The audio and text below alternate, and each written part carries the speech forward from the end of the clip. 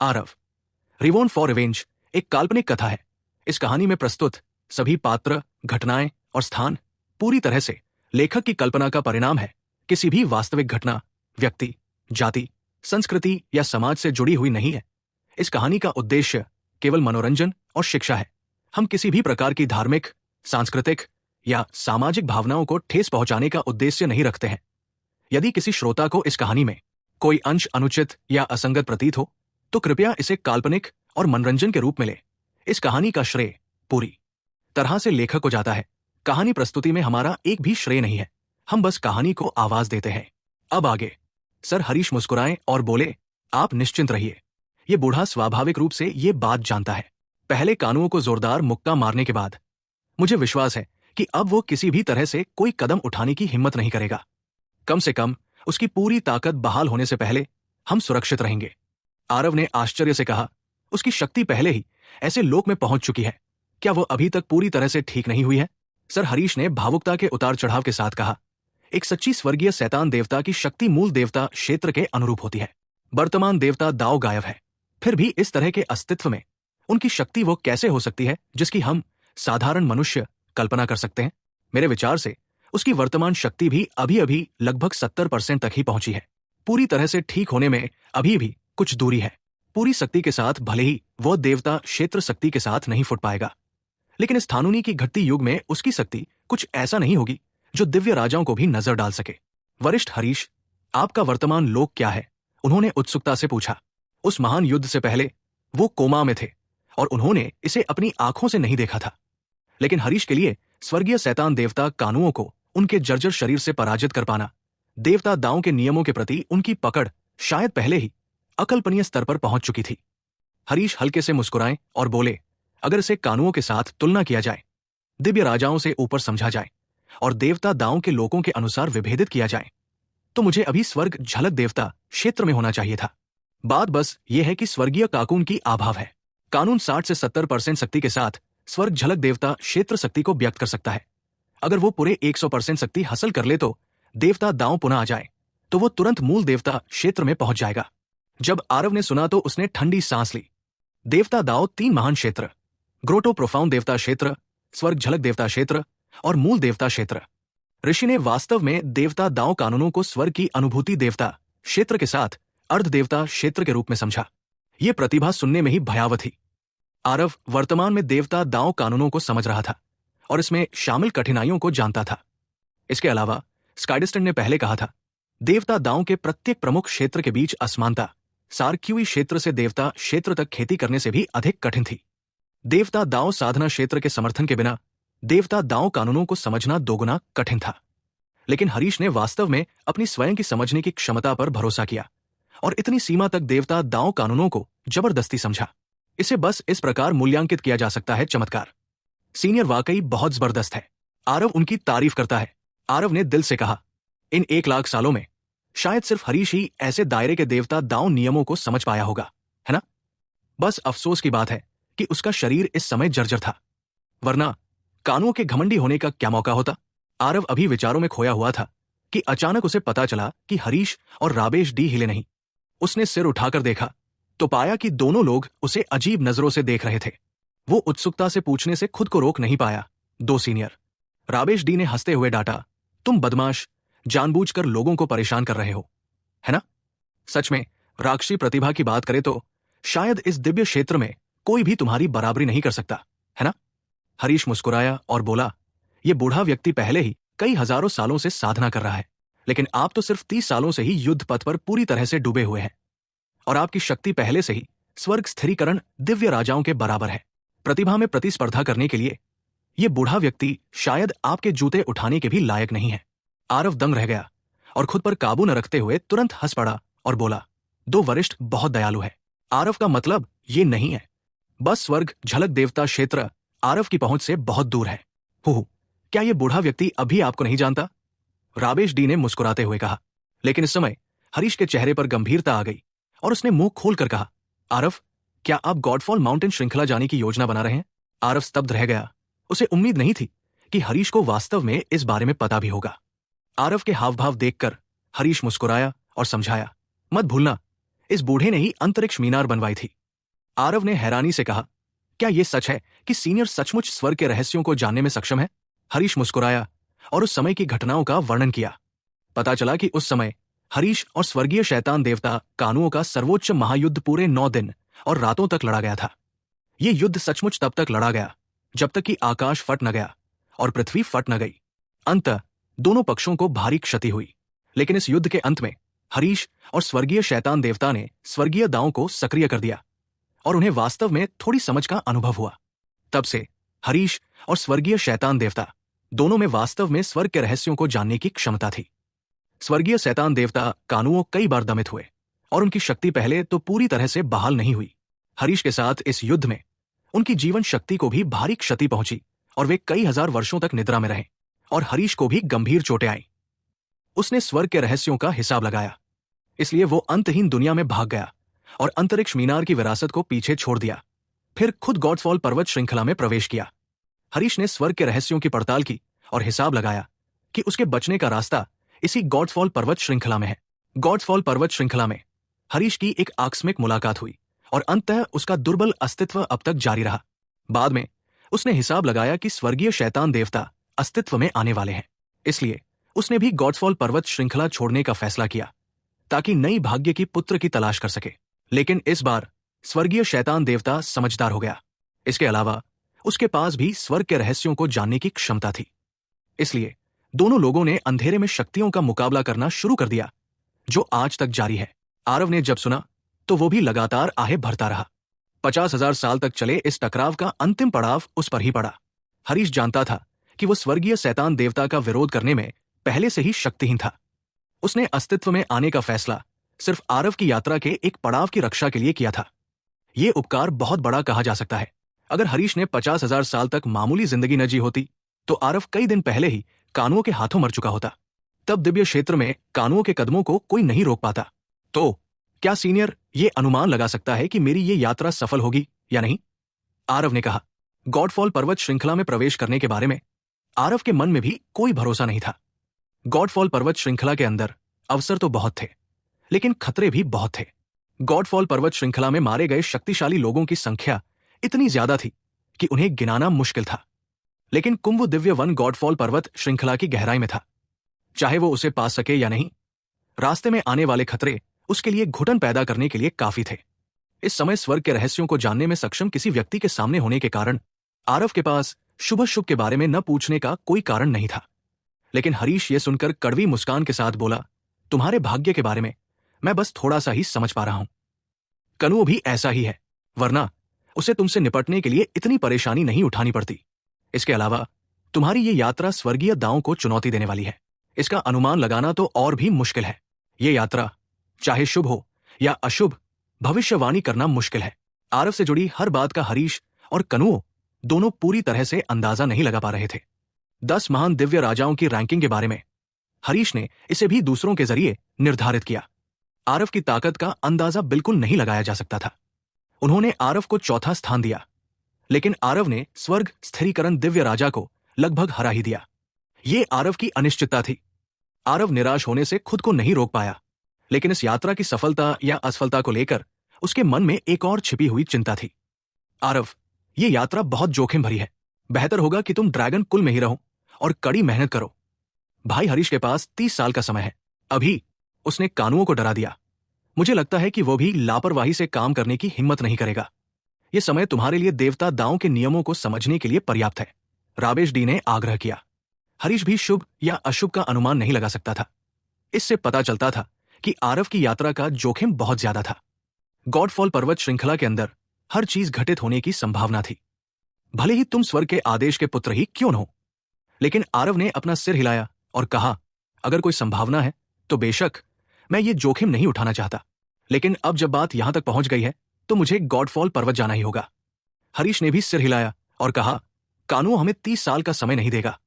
अपनी वर्तमान अवस्था में शायद जल्द ही वो अपनी चरम अवस्था में पहुंच जाएगा। इसके अलावा मेरी समझ से समय बीतने पर वो निश्चित रूप से कुछ गड़बड़ समझ पाएगा। आरव का समय बहुत कम है। बस आरव, क्या तुम मुझे बता सकते हो कि तुम गॉडफॉल पर्वत श्रृंखला पर किस लिए जाना चाहते हो? वो केवल ये अनुमान लगा पा रहा था कि आरव गॉड्सफॉल पर्वत श्रृंखला पर जाना चाहता है, लेकिन वास्तव में क्या करना है ये वो जरा भी नहीं समझ पा रहा था। आरव ने भी इसे नहीं छिपाया, बल्कि सीधे दाव विरोधी गोली की बात संक्षेप में बता दी। हरीश और राबेश डी ने जब यह सुना तो दोनों ने ठंडी सांस ली। ये बात राबेश डी को भी नहीं पता थी। आरव, मुझे पता है कि तुम्हारी कीमिया दांव की उपलब्धियां बहुत ऊंची है, लेकिन ऐसी परिस्थितियों में जहां स्वर्गीय दांव अनुपस्थित है, तुम्हारा देवता लोक में प्रवेश करना असंभव है। अगर तुम सफल हो सकते हो तो वरिष्ठ लोग बहुत पहले ही सफल हो गए होते। इसके अलावा अगर तुम दांव विरोधी गोली को सफलतापूर्वक परिष्कृत भी कर लेते हो तो भी शरीर में रहस्यमयी ऊर्जा के बिना तुम देवता लोक तक पहुंचने में असमर्थ हो। हरीश ने कहा, देवता लोक तक पहुंचने की इच्छा के लिए शरीर में रहस्यमयी क्यूई का प्रवेश एक अनिवार्य कदम था, लेकिन वर्तमान दिव्य क्षेत्र में रहस्यवादी क्यूई का ठिकाना बहुत पहले ही अज्ञात हो चुका था। भले ही आरव की दांव विरोधी गोली वास्तव में स्वर्ग को चुनौती देने का प्रभाव डालती हो, लेकिन शरीर में रहस्यवादी क्यूई यानी कि ऊर्जा के बिना यह भी अंततः व्यर्थ होगा। इसलिए हरीश और राबेश डी दोनों ही आरव के बारे में आशावादी नहीं थे। उनके विचार से आरव द्वारा इस बहुमूल्य समय का उपयोग देवता दांव नियमों की साधना और समझ के लिए करना सही मार्ग था, लेकिन आरव स्पष्ट रूप से ऐसा नहीं सोचते थे। वरिष्ठ हजनों, कानू हमें इतना समय नहीं देंगे। इसके अलावा कानुओं को मारने के लिए मुझे कम से कम मूल देवता क्षेत्र को समझना होगा, लेकिन अगर मैं मूल देवता क्षेत्र को समझ भी लूं तो भी कानुओं को मारने का कोई आश्वासन नहीं है। इसलिए गॉडफॉल पर्वत श्रृंखला ही मेरा एकमात्र विकल्प है, आरव ने शांत भाव से कहा। उसने अपना मन बना लिया था। हरीश और राबेश डी उसे चाहे जितना भी समझाए वो नहीं बदलेगा। इसके अलावा आरव को लगा कि उसका फैसला गलत नहीं था। उसने डेजी को लगभग मार ही डाला था, क्योंकि डेजी बहुत कमजोर था, लेकिन कानुओं अपने चरम पर पहुंचने से ज्यादा दूर नहीं था। हालांकि उसे कई सीमाओं का सामना करना पड़ा, फिर भी वो दिव्य क्षेत्र का सबसे मजबूत अस्तित्व था। अगर आरव मूल देवता क्षेत्र देवता के दांव नियमों को समझ भी लेता तो भी उसे मारना बहुत मुश्किल था। कानुओं से निपटने के लिए उसके पास एक ही रास्ता था, वो था देवता क्षेत्र में घुसना। ठीक तभी ड्रैगन कबीले का कोई व्यक्ति खबर देने आया। स्पिरिट ब्रिस्टल डिवाइन किंग उनसे मिलने आया था। तेनाली उनके लिए एक ऐसी खबर लेकर आई जो अप्रत्याशित नहीं थी। शैतान आपदा आखिरकार भड़क उठी, लेकिन शैतान जाति की शक्ति सभी की अपेक्षाओं से बढ़कर थी। मेडिसिन किंग हॉल के बाहर शेष 7 महापवित्र भूमियों में से 4 एक साथ शत्रुओं के हाथों में चली गई। ये 4 महापवित्र भूमियां कुछ ही दिनों में शैतान जातियों का क्षेत्र बन गई। स्वर्गीय तलवार संप्रदाय बहुत पहले से ही नाम मात्र का अस्तित्व रखता था।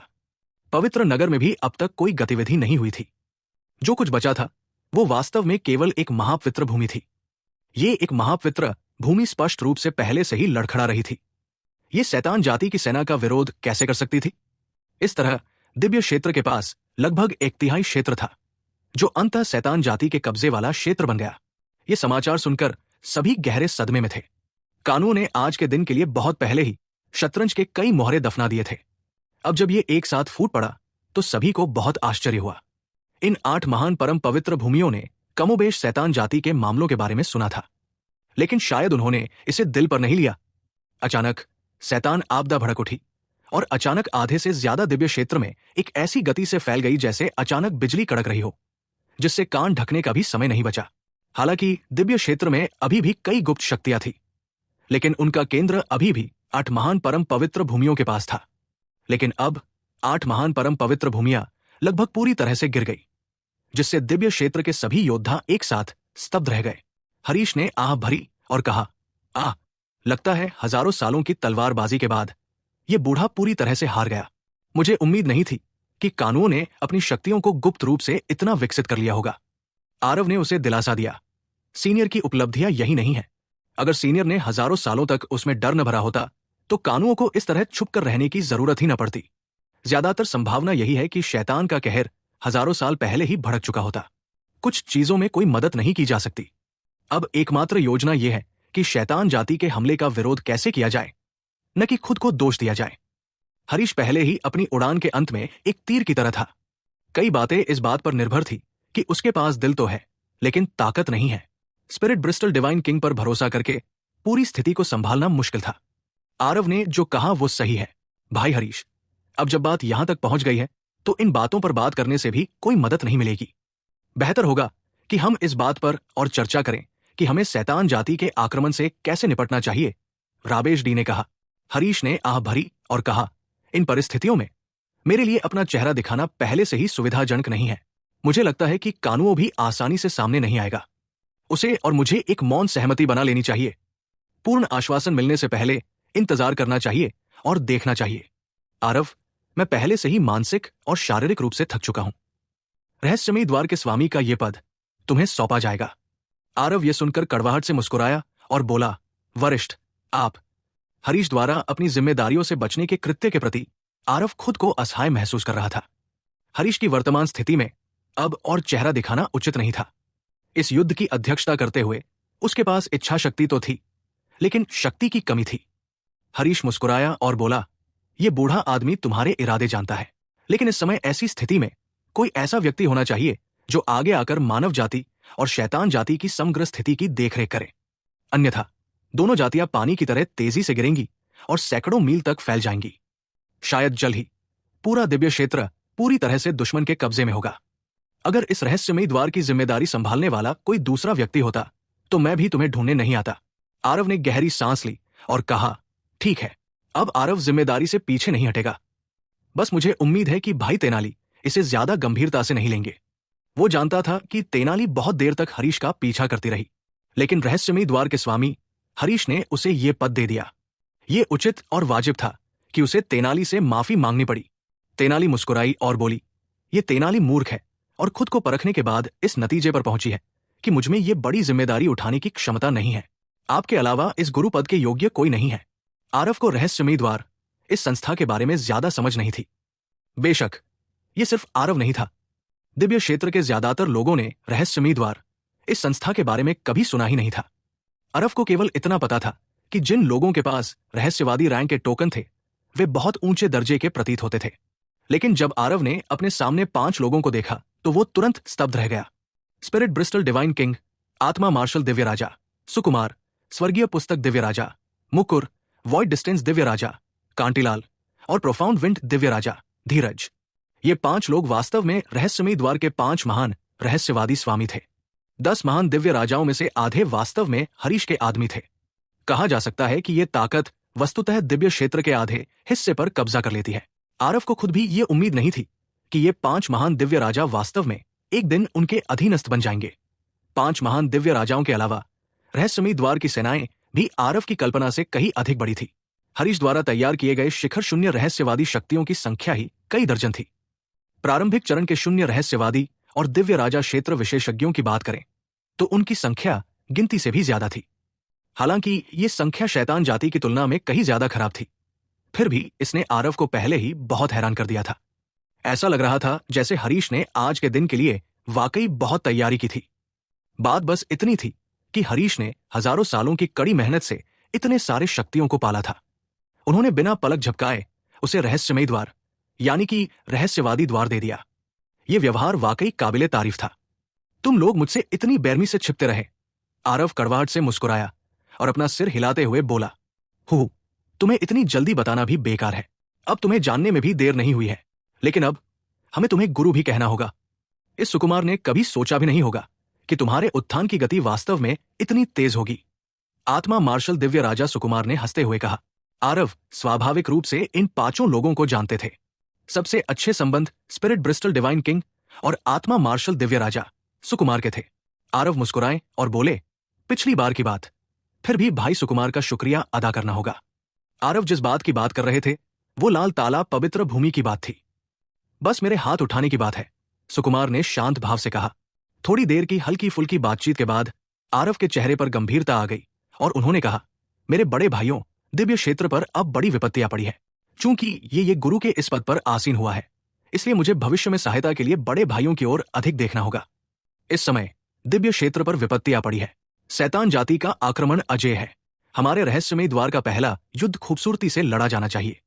संप्रदाय गुरु, पूर्व से डिवाइन हेवन पैलेस के लोग आ रहे हैं। जो नेतृत्व कर रहा है वो उनका महल स्वामी कृशव प्रतीत होता है। संप्रदाय मास्टर, पश्चिम से भी लोग पीछा कर रहे हैं। ऐसा लगता है कि गॉड स्पर्श संप्रदाय। संप्रदाय मास्टर, एक के बाद एक बुरी खबरें आती रही। एथ्रिल संप्रदाय के संप्रदाय मास्टर मिथुन पहले कभी इतने निराश नहीं हुए थे। पलक झपकते ही 8 महान महाशक्तियां उनके साथ रह गई। इससे पहले मेडिसिन किंग हॉल के विनाश से बचे हुए क्षेत्र के लिए ईथरियल संप्रदाय अभी भी 7 एब्सोल्यूट सिटी और डॉन हेवनली पैलेस से लड़ रहा था। कौन जानता था कि पलक झपकते ही 4 महान परम पवित्र भूमियां सभी शैतान जाति का क्षेत्र बन गई। जब यह खबर आई तो मिथुन को अपनी पीठ पर ठंडी हवा का झोंका महसूस हुआ, क्योंकि ये 4 महान परम पवित्र भूमियों के पवित्र स्वामी वास्तव में सभी शैतान जाति के शैतान गुलाम बन गए, शैतान जाति के गुलाम बन गए। 4 महान पवित्र स्वामी वास्तव में अपने संप्रदायों की शक्तियां लेकर आए और सभी दिशाओं से ईथरियल संप्रदाय की ओर धावा बोल दिया। सौभाग्य से उसने तेजी से प्रतिक्रिया दी और 4 महान परम पवित्र भूमियों की घेराबंदी से बचने से पहले तुरंत अपनी नींव त्याग दी। जो भी नींव, जो भी तुरुप का पत्ता, परम शक्ति के सामने सब कुछ उल्लेखनीय नहीं था। लेकिन इस समय ये 4 महान अति पवित्र भूमियां पहले ही आ चुकी थी। इसके अलावा सभी पवित्र स्वामी व्यक्तिगत रूप से युद्ध में जा रहे थे। वो अभी भी एक को संभाल सकता था, लेकिन वो 4 महान पवित्र स्वामियों का मुकाबला कैसे कर सकता था? एकांत रिंधानी परिवार के पक्ष का रवैया कैसा है? इस बिंदु पर पहुंचकर क्या यह हो सकता है कि वे अभी भी एकांत जीवन जीना चाहते हैं? मिथुन गुस्से से गुर्राया। उसका क्रोध लगभग आकाश तक भड़क रहा था। दिव्य क्षेत्र का निरीक्षण करने पर वास्तव में उसके लिए पहले से ही कोई रास्ता नहीं था। संप्रदाय को खाली करने के बाद उसके पास केवल 2 ही स्थान थे जहां वह जा सकता था। एक था दानव क्षेत्र और दूसरा 4 महाकुलों का एकांत स्थान। ध्यानपूर्वक विचार करने के बाद मिथुन ने फिर भी रिंधानी परिवार और 4 महाकुलों के क्षेत्र में वापस जाने का फैसला किया। जो लोग अपनी जाति के नहीं थे, वे निश्चित रूप से एक मन और एक मन के नहीं थे। मानव जाति और दानव जाति के बीच पहले कभी ज्यादा मेलजोल नहीं रहा था। इस समय यह स्पष्ट था कि मानव जाति ही थोड़ी ज्यादा विश्वसनीय थी। लेकिन किसे पता था कि उन्होंने रिंधानी परिवार के पास पहले ही कई लोगों के समूह भेज दिए थे। लेकिन रिंधानी परिवार का रवैया हमेशा अस्पष्ट रहा था और उसने कोई निश्चित जवाब नहीं दिया था। इस इधर उधर की बातों में उनके भागने का सबसे अच्छा समय भी टल गया। एक पल में 4 महान पवित्र भूमियों की विशाल सेना उन्हें पहले ही ढेरों टुकड़ों में लपेटने वाली थी। मिथुन ने कभी सपने में भी नहीं सोचा था कि जीवन और मृत्यु के इतने नाजुक मोड़ पर पहुंचकर रिंधानी परिवार सचमुच मूक दर्शक बना रहा और बचाने के लिए कुछ नहीं किया। क्या ऐसा हो सकता है कि उन्होंने सचमुच सोचा हो कि वे केवल अपनी परवाह कर सकते हैं और दूसरों की परवाह नहीं कर सकते? संप्रदाय गुरु, उपसंप्रदाय गुरु कमल रिंधानी परिवार से लौट आए। अचानक कोई रिपोर्ट करने के लिए आगे आया। मिथुनी का चेहरा खिल उठा और उसने जल्दी से कहा, जल्दी से उसे आने दो। रुको, मैं खुद ही चला जाता हूं। मिथुन अब भी धैर्यपूर्वक प्रतीक्षा कैसे कर सकता था? वो झपट्टा मारकर बाहर निकल गया। उपसंप्रदाय कमल ताओं को देखकर मिथुन ने जल्दी से पूछा, कैसा है? रिंधानी परिवार ने क्या कहा?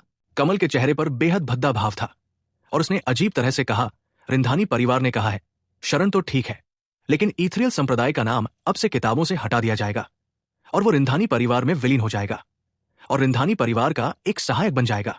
क्या? वे लोगों को बहुत ज्यादा धमका रहे हैं। मिथुन गुस्से से अपने पैर पटकने लगा। अतीत की शांति और संयमशीलता को उसने बहुत पहले ही नौवे आसमान से परे फेंक दिया था। यह तो बस एक जलते हुए घर को लूटने जैसा था।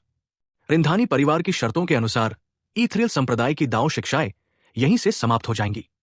इसके अलावा ये संप्रदाय गुरु शायद देरस्वे रिंधानी परिवार द्वारा निकल लिया जाएगा।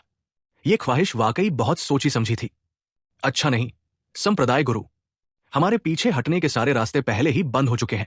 अभी हमारे पास सिर्फ रिंधानी परिवार है, यही रास्ता अपनाया जा सकता है। अचानक एक अधीनस्थ रिपोर्ट देने आया। मिथुन का चेहरा कागज की तरह पीला पड़ गया। दांत पीसते हुए उसने कहा, जाओ, पहले रिंधानी परिवार की शर्तें मान लो, अंदर जाओ और फिर बात करो। इस समय 4 महान पवित्र भूमियों के महाशक्तियां पहले ही दौड़ पड़ी।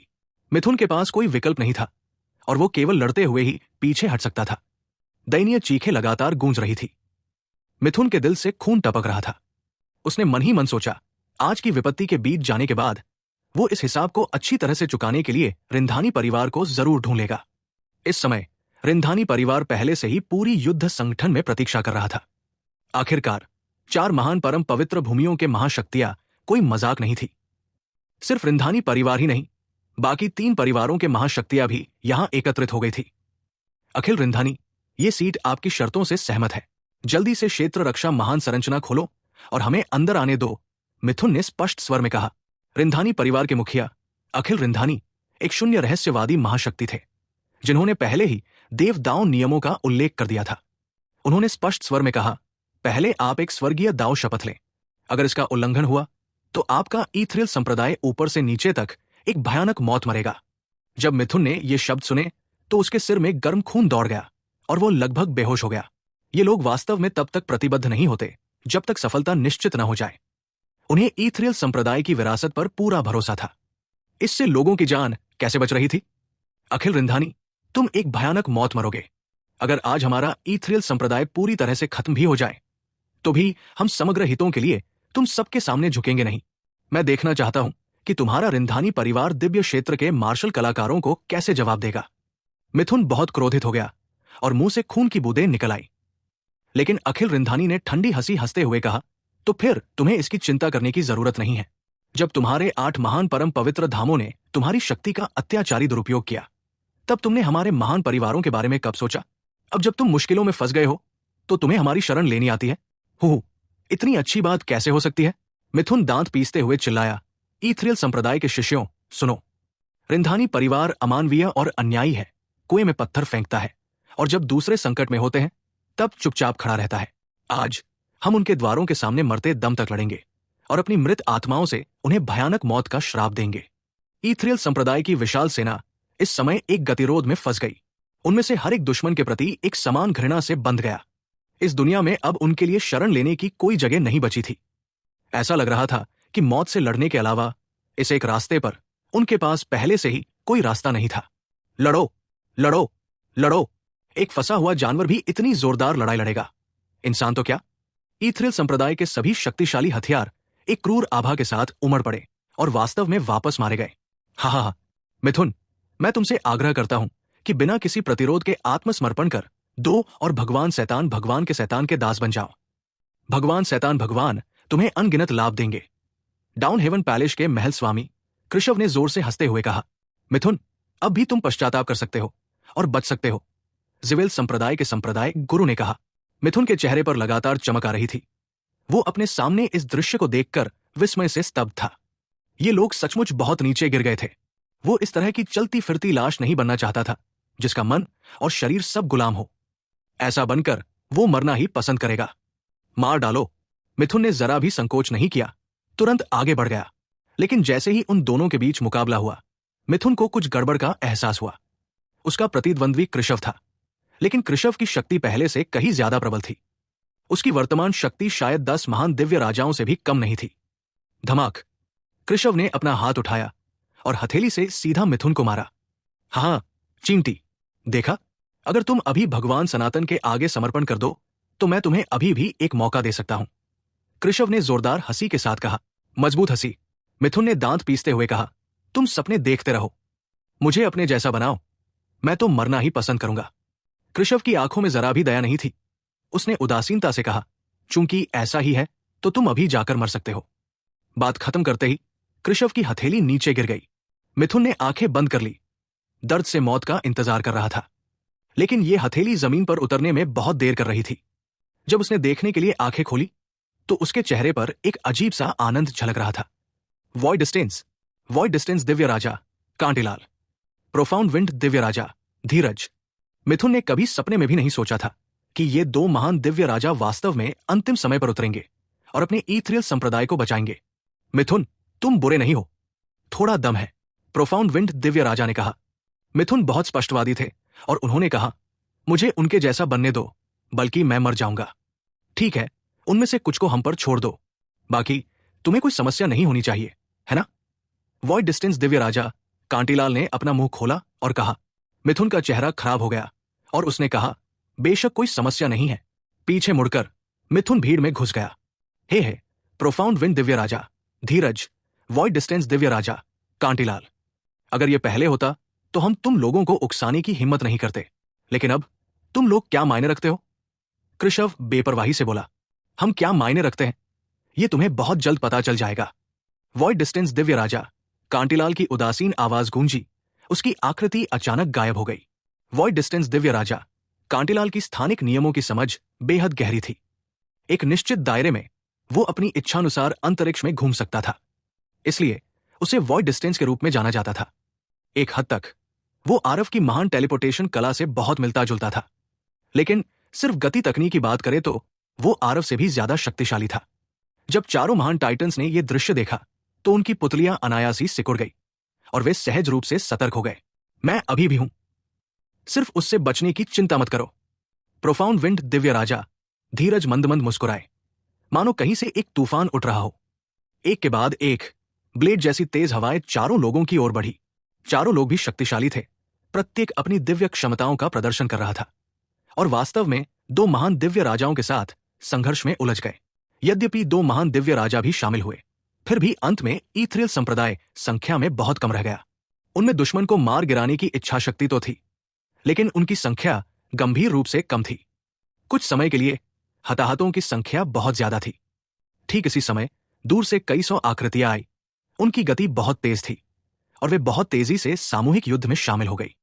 ये कई सौ लोग, जिनमें सबसे कमजोर भी था सर्वोच्च दिव्य राजा था, उनके सामूहिक युद्ध में शामिल होते ही युद्ध की स्थिति में तुरंत एक बड़ा बदलाव आया। इतने सारे शून्य रहस्य क्षेत्र के शक्तिशाली लोगों का एक साथ आना एक जबरदस्त ताकत थी। जब तक कि 10 महान दिव्य राजा क्षेत्र के शक्तिशाली लोग दमन के लिए न आए, अन्यथा यह पूरी तरह से असंभव था। हालांकि ये कई सौ लोग कम थे, वे मेमनों के झुंड में घुसे बाघों की तरह थे और बेरमी से नरसंहार करने लगे। जब 4 महान परिवारों ने यह दृश्य देखा तो उनके भाव पूरी तरह बदल गए। ये सब लोग कौन है? दिव्य क्षेत्र में इतने सारे शून्य रहस्य क्षेत्र के महाशक्तियां वास्तव में कब प्रकट हुए? अखिल रिंधानी का चेहरा बदलते ही उसने कहा, देखो दोस्तों, इन लोगों की बाहें रेशमी रिबन के एक टुकड़े से बंधी है जिस पर रहस्यवादी लिखा है। ऐसा लग रहा है कि ये एक ही संप्रदाय के हैं। उनमें से एक कनक परिवार के मुखिया ने कहा, हे भगवान, हमें तो पता ही नहीं था कि दिव्य क्षेत्र में इतनी भयानक शक्तियां हैं। ये सब मिलकर किसी भी गुट को तबाह करने के लिए पर्याप्त है। हुड्डा परिवार का मुखिया इन शून्य रहस्य क्षेत्र के महाशक्तियों को देखकर डर से कांप उठा। जानना जरूरी था कि एक महापवित्र भूमि के शून्य रहस्य क्षेत्र के महाशक्तियां केवल 3 से 5 ही होते हैं। जिनके पास थोड़े ज्यादा थे वे भी केवल 9 या 10 ही थे। 4 महान परिवारों की नींव गहरी थी।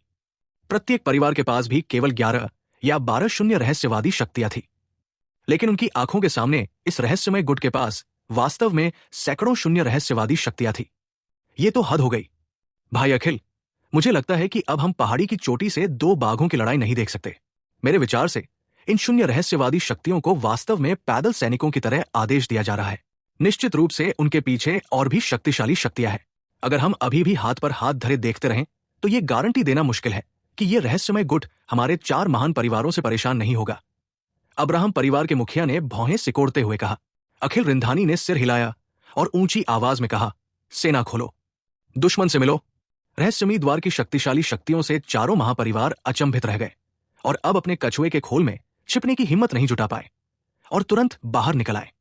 उनके शामिल होने से इस महायुद्ध में और भी एकतरफा रुख दिखाई दिया। आखिरकार 4 महापरिवारों की शक्ति का आधार किसी महापवित्र भूमि से भी अधिक मजबूत था। बस इतना था कि वे सामान्यतः कुछ भी प्रकट नहीं करते थे। जब मिथुन ने यह दृश्य देखा तो वो ठंडी मुस्कान के साथ मुस्कुराने से खुद को रोक नहीं पाया और बोला, घृणित खलनायक जो हवा का रुख देखते हैं, ये 4 महापरिवार मानव जाति के लिए कलंक है। उसने ये आवाज नहीं छिपाई। सभी ने इसे सुना। अखिल रिंधानी के हावभाव बदल गए, लेकिन उन्होंने इसे सहन किया और भड़के नहीं। इस समय प्रोफाउंड विंड दिव्य राजा धीरज और वॉइड डिस्टेंस दिव्य राजा कांटीलाल ने पहले ही चारों टाइटन्स को पूरी तरह से दबा दिया था। रहस्यमयी द्वार के पावर हाउस और 4 महाकुलों के जुड़ने से अन्य युद्ध कलाकारों के युद्ध भी निरर्थक हो गए। लेकिन ठीक इसी क्षण एक अचानक परिवर्तन हुआ। क्षितिज में घूमते हुए राक्षसी बादल अचानक यहां आ धमके। दरअसल ये शैतानी जाति की विशाल सेना थी जो तेजी से आ रही थी। उस उमड़ती हुई शैतानी ऊर्जा को देखकर लोगों के चेहरे पर मुस्कान आ गई। एक शक्तिशाली आकृति हवा को चीरती हुई आई। युद्ध की तपिश में डूबे 2 महान दिव्य राजाओं को देखा, अपना मुंह खोला और कहा, इस आसन के लिए इन सबको मार डालो। ये आकृति कोई और नहीं बल्कि स्वयं शैतान भगवान इंद्रानुज थे। इस समय शैतान भगवान इंद्रानुज अपनी पूरी शक्ति प्राप्त कर चुके थे। शैतानी ऊर्जा उमड़ रही थी और बहुत भयानक लग रही थी। वो जो लाया था वे सभी शैतान जाति के शक्तिशाली लोग थे, जिनमें से प्रत्येक में असाधारण शक्ति थी। वे वास्तव में उन रहस्यमयी द्वार शक्तिशाली लोगों की तुलना में जरा भी कमजोर नहीं थे। शैतान जाति के शक्तिशाली लोगों के भौतिक शरीर अत्यंत दुर्जेय थे। इसके अलावा मार्शल कलाकारों के प्रति शैतानी ऊर्जा का क्षरण बहुत ही दुर्जेय था। समान क्षेत्र के मार्शल कलाकार किसी शैतान जाति के शक्तिशाली लोगों से निपटने में पूरी तरह असमर्थ थे। कोई विकल्प न होने पर वे रहस्यमयी द्वार शक्तिशाली लोग 2 या 3 के समूह में बंट गए और उन्होंने मिलकर एक शैतान से मुकाबला किया। ये दृश्य देखकर मिथुन और अखिल रिंधानी, इन सभी शक्तिशाली लोगों के हाव भाव बहुत बदल गए। पता चला कि यही शैतान जाति की असली ताकत थी। इतनी विशाल शक्तिशाली सेना कोई कैसे विरोध करे? शैतान जाति की इस सेना के शामिल होने से मूल रूप से एकतरफा स्थिति वास्तव में एक बार फिर उलट गई। हालांकि जिस चीज ने सभी के दिलों को सुन्न कर दिया वो अभी भी शैतान देवता इंद्रानुज थे, जो चमकती आंखों के साथ आकाश में खड़े थे। उनका आभा मंडल इतना शक्तिशाली था, इतना शक्तिशाली कि सभी निराश हो गए। हा, मूर्ख मनुष्यों, मेरी सर्वोच्च शैतान जाति का विरोध करने की हिम्मत कैसे हुई? ये सीट तुम सबको यही भेज देगा। इंद्रानुज अचानक हंस पड़े। शक्ति संचय के बीच ही एक भयानक हमला हो चुका था। अभी तक कोई कार्रवाई नहीं हुई थी और सभी मानव शक्तियों के हृदय ठंडे पड़ गए। अस्तित्व का ऐसा स्तर उनके लिए बिल्कुल भी सहन करने योग्य नहीं था। धमाका! इंद्रानुज का हमला बिना किसी हिचकिचाहट के बेधड़क हो गया। एक बार जब यह विशाल क्षेत्र प्रभाव वाला मारक कौशल उतरेगा तो कौन जाने कितने विशेषज्ञ घायल या मारे जाएंगे। जहां तक उन शैतान दासों की मृत्यु का सवाल है, इंद्रानुज को इसकी जरा भी परवाह नहीं थी। सब नरक में जाए, इंद्रानुज ने एक भयानक मुस्कुराहट के साथ कहा। तभी एक भयानक ड्रैगन की दहाड़ अचानक आसमान में गूंज उठी। कुंडलित ड्रैगन भयानक मुठी। धमाका! उस महत्वपूर्ण क्षण में आरव अंततः दौड़े और इस निश्चित घातक प्रहार का समाधान किया। शैतान देवता इंद्रानुज जैसे शक्तिशाली लोगों से निपटना आम लोगों के बस की बात नहीं थी। भले ही उनके राज्य को चरम स्तर 9 पर दबाया जा रहा था, उनके देवता दांव मार्शल तकनीकें भी आम मार्शल कलाकारों की तुलना में बहुत अधिक शक्तिशाली थी। इंद्रानुज, तुम्हारा प्रतिद्वंद्वी मैं हूं। आरव ने इंद्रानुज की ओर देखा और ठंडे स्वर में कहा, लेकिन आरव की अचानक उपस्थिति ने इंद्रानुज को थोड़ा भी प्रभावित नहीं किया। उसने आरव की तरफ एक ऐसी मुस्कान से देखा जो मुस्कान नहीं थी और बोला, बेटा, तुम तो बहुत जल्दी बड़े हो गए। मुझे अभी भी याद है जब मैंने तुम्हें देखा था। तुम तो बस स्वर्ग आरोहण क्षेत्र के नौसिखिए थे। अब तुम्हारी ताकत इस सीट से सीधे टक्कर ले सकती है। खैर, तुम्हारे जाल में फंसने के बाद ये सीट अभी भी उसका बहुत स्वागत करता है। हा। इंद्रानुज जोर से हंसा। आरव पर बिल्कुल भी ध्यान नहीं दिया। ठीक इसी समय 2 और आकृतियां अचानक प्रकट हुई। उनकी आभाएं वास्तव में इंद्रानुज से जरा भी कम नहीं थी। आरव, क्या तुमने सोचा था कि हम लड़ाई में पड़ रहे हैं और असल में हमारा लक्ष्य ये घटिया लोग हैं? शुरू से ही हमारा उद्देश्य तुम थे। शैतान देवता इंद्रानुज हंस पड़े। आरव के एक घेरे में फंसने पर उनके मन में अतुलनीय प्रसन्नता थी। आरव के हाथों उन्हें लगातार कई बड़ी क्षतियां झेलनी पड़ी थी और वे लंबे समय से आरव से हड्डियां तक नफरत करते थे। काश वे उसकी खाल उधेड़कर उसे जिंदा निगल जाते। इस बार आखिरकार मौका आ ही गया। आरव की भौहें तन गई और उन्होंने कहा, पता चला है कि कानूनों के अधीन कुत्ते सिर्फ तुम ही नहीं हो। इंद्रानुज के चेहरे की मुस्कान अचानक गायब हो गई और वे गुस्से से बोले, तुम्हारा वो मुंह, ये सीट उसे जरूर टुकड़े टुकड़े कर देगा। हमारे दोनों स्वामियों के अधीन कुल 6 शैतान देवता है। इस बार वे सभी तुम्हारे लिए चले गए। साले, इस बार तुम्हारे विनाश से कोई बच नहीं सकता। दूर 3 और आकृतियां प्रकट हुई। वे 3 शैतान देवता बस दूर से ऐसे ही देख रहे थे और मदद के लिए आगे आने का उनका कोई इरादा नहीं था। आरव की आंखें थोड़ी ऊपर उठीं और उसने कहा, लगता है डेजी, उस बूढ़ी चुड़ैल ने कानूनों से हाथ मिला लिया है। इस खोज से आरव को थोड़ा आश्चर्य हुआ। उसने पहले ही अनुमान लगा लिया था कि डेजी मूनहाउल संप्रदाय में अकेले अपनी शक्ति वापस पालेगी, शायद इसलिए क्योंकि वो कानूनों से असहमत थी। उसे उम्मीद नहीं थी कि अब वे सचमुच एक साथ आ गए हैं। बात बस इतनी थी कि डेजी उसके द्वारा गंभीर रूप से घायल हो गई थी, इसलिए थोड़े समय में ठीक होना शायद इतना आसान नहीं था। बल्कि ये 6 महान शैतान देवता वास्तव में कानूनों के अधीन थे। उससे निपटने के लिए कानून ने वास्तव में सभी 6 महान शैतान देवताओं को बाहर भेज दिया। ये वाकई एक बड़ा कदम था। बच्चा, अब समझ गए, आज तो स्वर्ग भी तुझे नहीं बचा सकता। इंद्रानुज ने एक भयानक मुस्कान के साथ कहा। इंद्रानुज, उससे बकवास क्यों कर रहे हो? उसे तुरंत मार डालो। सच में एक ऐसे बच्चलन बच्चे से निपटने के लिए जो दिव्य राजा के शिखर पर भी नहीं है, हम सभी 6 लोगों को वहां से हटना पड़ा। एक और शैतान देवता ने अधीरता से कहा, अंकुश, इस सीट के लिए चुप रहो। भूलना मत, इस लड़ाई में तुम सबको इस सीट के संदेश को सुनना होगा। इस बच्चलन बच्चे की ताकत उतनी सरल नहीं है जितनी ऊपर से दिखाई देती है। अगर तुम उसे कम आंकोगे तो तुम्हें बहुत बड़ा नुकसान होगा। इंद्रानुज ने कहा। डेजी के लगभग मारे जाने की बात शैतान जाति के भीतर आंतरिक रूप से प्रसारित नहीं हुई। स्वर्गीय शैतान देवता शैतान की दृष्टि में अजेय थे। इस प्रकार की अपमानजनक बात स्वाभाविक रूप से इसे बाहरी रूप से घोषित करना असंभव था। इसलिए अंकुश और ये शैतान देवता डेजी के मामलों से अनभिज्ञ थे। वे भी कुछ समय पहले ही एकांतवास से बाहर निकले थे और आरव के आतंक के बारे में नहीं जानते थे। उनके विचार से एक प्रारंभिक अवस्था का दिव्य राजा मानव इतनी गंभीरता से लेने योग्य कैसे हो सकता है? बोले इंद्रानुज, तुम बहुत लंबे समय तक दबाए गए और सचमुच चूहे की तरह डरपोक हो गए। ये बदमाश ये सीट एक ही थप्पड़ से मार गिरा सकता है। उस बदमाश ने वास्तव में सभी को संगठित किया और हम सभी को यहां बुलाया, अंकुश ने तिरस्कार पूर्वक कहा। अंकुश के रवैये ने भी इंद्रानुज को पूरी तरह से क्रोधित कर दिया। उसने ठंडी हंसी हंसते हुए कहा, ठीक है, हम सब कोई कार्रवाई नहीं करेंगे। मैं देखना चाहता हूं कि तुम उसे एक ही थप्पड़ में कैसे मार डालोगे। हे, बस तुम देखो। अंकुश बहुत तिरस्कारपूर्ण था और उसने एक उदासीन पंजा मारा। ठंडी चुभती हुई शैतान जैसी ऊर्जा एक विशाल काले पंजे में बदल गई जो आरव की ओर लपका। यह लापरवाह सा पंजा अत्यंत शक्तिशाली था। आरव को ऐसा लगा जैसे पूरा स्थान बंद हो गया हो, एक भी मांसपेशी हिलने में असमर्थ हो। जब इंद्रानुज ने यह दृश्य देखा तो उसके मुंह के कोनों पर एक ठंडी मुस्कान तैर गई। दरअसल यह सिर्फ अंकुश नहीं था, दूसरे लोग भी आरव के प्रति इसी तरह तिरस्कारपूर्ण थे। बस उन्होंने ऐसा किया, इसे व्यक्त नहीं किया। उन्हें आरव की शक्ति का अनुभव न करने देने के कारण उन्हें पता ही नहीं था कि आरव कितना भयानक है। आरव की वर्तमान शक्ति के बारे में वो कमोबेश थोड़ा बहुत जानता था। इसे बिल्कुल भी कम करके नहीं आंका जा सकता था, सिवाय इसके कि वर्तमान आरव के लिए यह साधन कुछ भी नहीं माना जाता था। उसका शरीर थोड़ा कांपा और उसने ये संयम झटक दिया। उसी समय कुंडलित ड्रैगन भयानक मुट्ठी एक उन्मत्त दहाड़ के साथ उभरा। इस हथेली ने पूरी दुनिया को चौंका दिया। कितना अद्भुत है स्वर्ग बिजी दिव्य राजा। यह हथेली बहुत भयानक है। कोई आश्चर्य नहीं कि उसे चौथे दिव्य राजा के रूप में दर्जा दिया जा सकता है। यह ताकत बस चौंका देने वाली है। हाँ, स्वर्ग विजयी दिव्य राजा के साथ हम बच गए हैं।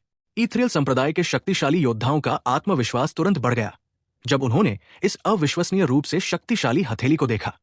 और जैसे ही आरव ने अपनी चाल चली, इंद्रानुज सहित 6 महान शैतान देवताओं के चेहरे उसी समय बदल गए। अंकुश के भाव और भी नाटकीय रूप से बदल गए, लेकिन चाल बदलने की इच्छा के लिए बहुत देर हो चुकी थी। ड्रैगन की दहाड़ कानों में लगातार गूंज रही थी। बस एक जोरदार धमाका सुनाई दिया। अंकुश का शरीर सीधे दूर उड़ गया, लेकिन आरव जरा भी नहीं हिला। इन शैतान देवताओं के राज्य स्वर्गीय दाओं द्वारा दबा दिए गए थे। हालांकि वे देवता दाओं के नियमों को समझते थे, फिर भी उनकी शक्तियां वास्तव में इतनी शक्तिशाली नहीं थी कि उन्हें हराया न जा सके। उनकी शक्ति कमोबेश 10 महान दिव्य राजाओं के शीर्ष 5 के बराबर थी। किसकी शक्ति अधिक थी, ये उनके अपने अपने साधनों पर निर्भर करता था। अंकुश के मन में तिरस्कार भरा था। इस पंजे ने अंत में पूरी शक्ति का प्रयोग नहीं किया। वो आरव का मुकाबला कैसे कर सकता था? आरव का विनम्र होने का कोई इरादा नहीं था। इस हथेली के गिरने से अंकुश की शैतान जैसी ऊर्जा का एक बड़ा हिस्सा नष्ट हो गया, जिससे उसका आभा मंडल अचानक बहुत मंद हो गया। इसके साथ ही वे कुछ शैतान देवता आरव को नीचा दिखाने का साहस कैसे कर सकते थे? उनमें से हर एक के चेहरे पर गंभीर भाव थे, मानो किसी बड़े दुश्मन का सामना कर रहा हो। अरे, क्या तुम लोगों को थप्पड़ मारकर मार नहीं रहे थे? तुम लगभग उसके हाथों मारे क्यों गए? बड़ी बड़ी बातें करने से पहले थोड़ा दिमाग तो लगा लो। अगर स्वर्ग आदेश के पुत्र से निपटना इतना आसान होता तो हम लाखों सालों तक कैसे दबे रह सकते थे? बेवकूफ! इंद्रानुज को मौका मिल गया और उन्होंने अंकुश को उसकी बुराइयां जोर जोर से गिनाकर डांटा। अंकुश के चेहरे पर लगातार झिलमिलाहट थी। वो खंडन करना चाहता था, लेकिन कोई बहाना नहीं ढूंढ पा रहा था। उसने पहले भी शेखी बघारी थी, लेकिन उसे उम्मीद नहीं थी कि इस युवक की ताकत, जो अभी शुरुआती दौर का दिव्य राज्य राजा था, वास्तव में इतनी शक्तिशाली होगी। अंकुश बस एक ठंडी सिसकारी भर सका और बोलना बंद कर दिया। ठीक है, हम तीनों एक साथ हमला करते हैं। तुम तीनों किनारे खड़े होकर हमारा उत्साह वर्धन करो, इंद्रानुज ने निर्देश दिया। आरव मुस्कुराया और बोला, जयकार कर रहे हो? तुम लोगों को किसने बताया कि मैं अकेला आया हूं? कानू अभी मानव जाति को बहुत नीची नजर से देख रहा है। क्या यह सचमुच बदमाशी है कि मेरी जाति का कोई नहीं है? बातें और हंसते हुए 3 आकृतियां हवा में तेजी से आईं। ये स्पिरिट ब्रिस्टल डिवाइन किंग, आत्मा मार्शल दिव्य राजा और ड्रैगन पूर्वज स्वर्गपति ही थे। ये तीनों महान शक्तियां दिव्य राजा शक्तियां थी, जो देवदाओं नियमों को समझती थी। उनकी शक्ति इन शैतान देवताओं से बिल्कुल भी कम नहीं थी। देवता दाओ युग में स्थित ये तीनों लोग देवता लोक शक्तियां होने के लिए बाध्य थे। ये दृश्य देखकर इंद्रानुज के भाव अचानक बदल गए। उसने सोचा भी नहीं था कि आरव के वास्तव में अभी भी इतने शक्तिशाली साथी है। रहस्यमयी द्वार का अस्तित्व पूरे दिव्य क्षेत्र में भी अत्यंत गुप्त था। इन दिव्य राजाओं के अलावा किसी को भी इसकी जानकारी नहीं थी। आज रहस्यमयी द्वार ने आखिरकार शैतान जाति के सामने अपने नुकीले दांत दिखा दिए। अरे, तुम सब इस युवा स्वामी की ड्रैगन देवता की आवाज से सावधान हो, इसलिए तुम उन्हें हमला करने की हिम्मत नहीं कर पा रहे हो एक साथ, है ना? बात बस इतनी है कि तुम तीनों के रहते हुए मुझे ड्रैगन देवता की आवाज की क्या जरूरत होगी? आरव ठंडी हंसी हंसा। दुष्ट संहारक दिव्य तलवार ने इंद्रानुज तिकड़ी की ओर तेजी से हमला किया। आत्मा ब्रिस्टल तिकड़ी ने भी कुछ नहीं कहा और तुरंत ही अन्य 3 महान शैतान देवताओं के साथ मिलकर लड़ने लगी। आरव ने 1 पर 3 लड़ा। 2 महान देवता दाव कानून आपस में गुंथे हुए 3 महान शैतान देवताओं के बीच आगे पीछे घूमते रहे और वास्तव में थोड़ी सी भी हानि नहीं हुई। इंद्रानुज जितना ज्यादा लड़ता गया, वो उतना ही ज्यादा घबराता गया। पहले तो उसने सोचा कि उसने आरव को घेर लिया है, लेकिन उसने ये नहीं सोचा था कि आरव की ताकत इतनी ज्यादा होगी।